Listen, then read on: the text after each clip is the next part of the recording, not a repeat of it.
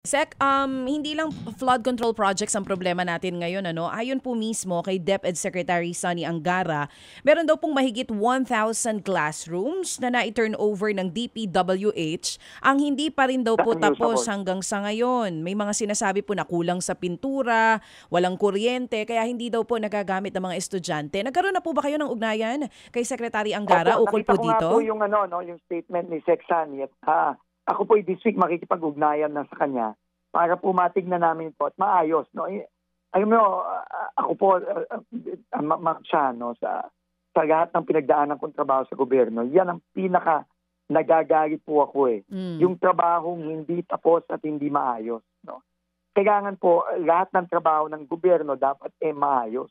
At most importantly, dapat tapos.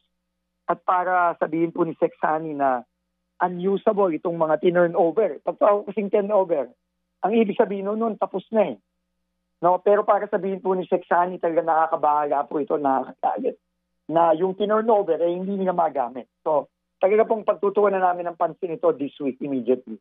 Meron siya sinasabi na kung pwede daw po yung mga DepEd classrooms, wag na daw sa DPWH ibigay, sa LGUs na lang daw po. Anong tugon nyo doon? Pag-aaralan po natin yan, Ma'am Chan, unang-una, slowly po nakikita na natin talaga na napakadumi at napakagulo dito sa DPWH. Hindi lang yung massive na corruption na nakikita natin, pero yung trabaho talaga, talagang hindi talaga maayos. So, kailangan po talaga ayusin na natin ito slowly. At isa pong potential na intervention yan, solusyon. Kung di kayang gawin ng DPWH, baka mas kaya pa ng mga LGU. Mga kapatid, brothers and sisters, saan ka pa? Dito na tayo sa totoo.